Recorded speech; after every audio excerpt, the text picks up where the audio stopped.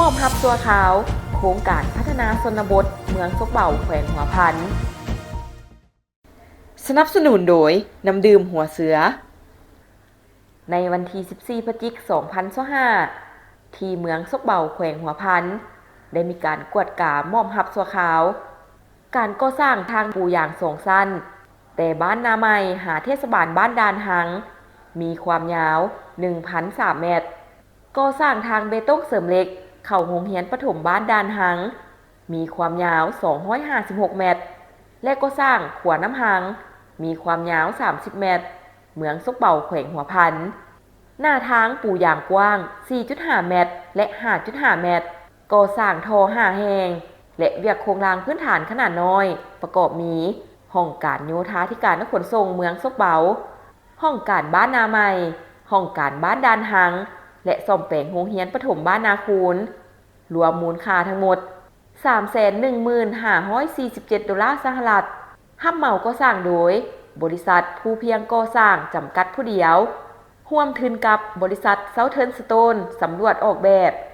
ระยะการก่อสร้างแมน12 เดือนแต่วันที่29 ตุลา 2024หาวันที่31 ตุลา 2025การกวดกามอบฮับสัวขาวครั้งนี้โดยมีผู้เข้าร่วมของทานรองเจ้าแขวงหัวพันหัวหน้าห้องการปกครองแขวงการนำเมืองซกเบาหัวหน้าแผนกโยธาธิการและขนส่งพร้อมทั้งคณะรับผิดชอบโครงการและที่ปรึกษาโครงการเข้าร่วมท่านเสริมคำจันทวงศ์หัวหน้าโครงการพัฒนาชนบทจากกรมขวทางกระทรวงโยธาธิการและขนส่งได้รายงานว่าโครงการนี้เป็นโครงการช่วยเหลือของประชาชนและรัฐบาลเยอรมันอยู่แขวงหัวพันมี4 ครั้งในนั้นครั้งที่1มีมูลค่า 17.5 ล้านยูโรในปี 1994 ครั้งที่2มีมูลค่า 5.4 ล้านยูโรทางเลข6ภูเราซ้ำเหนือและปูอย่างเทศบาลเมือง6 เมืองในปี 2003 ครั้งที่3มีมูลค่า 6 ล้านยูโรทางชนบทอยู่3 เมืองเรียบมาในปี 2021 และครั้งที่4มีมูลค่า 8 ล้านยูโร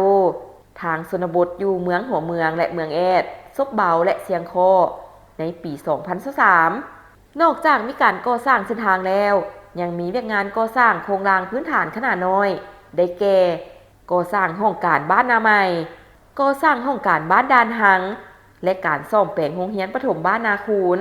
และการปรับปรุงห้องการโยธาธิการและขนส่งเมืองซกเบาท่านกล่าวว่าโครงการดังกล่าวเฮ็ดให้ประชากร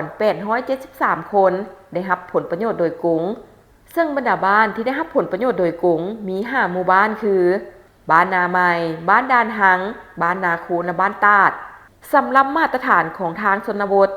เป็นทางประเภท5ของกฎหมายทางหลวงหน้าทางกว้าง 4.5 เมตรหา 5.5 เมตรมีระบบระบายน้ำครบสุดและมีป้ายสัญญาณจราจรลดผ่อนความไวเขตชุมชนทางปูอย่าง2 ชั้นและเขตสูงชั้นเกิน15 ชั้นห้อยปูเบตงหับน้ำหนักได้8 ต้นต่อเผาความไวออกแบบ40 กิโลเมตรต่อชั่วโมงความซื่นใจมีหน้าตาเป็นแบบใดหน้าตาซื่อๆแต่เห็นแล้วซุ่มซื่นหัวใจน้ำบ่น้ำดื่มหัวเสือคุณภาพเปลี่ยนคำระดับสากลตื่มความซื่นใจห่วงใยทุกเวลา